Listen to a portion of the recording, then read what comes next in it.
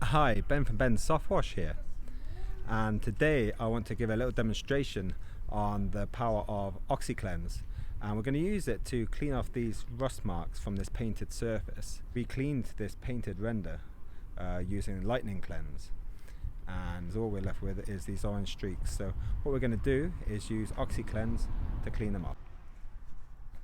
So to get ready, all I'm using is a pair of glasses. I've got some OxyCleanse, a brush and a container. OxyCleanse application is quite simple, just brush it on.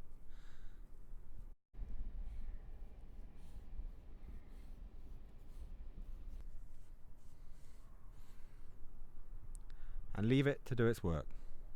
The application of OxyCleanse is on that rust stain.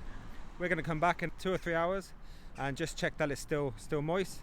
Maybe just give it a little agitate and then leave it again for another, I reckon another 3 hours, something like that. Hi, so we're back. It's been an hour and a half and you can see we've had a dramatic improvement on the rust stains, and you can see the way it really makes the property stand out and look a lot better. So we're going to rinse that off now. The job is done.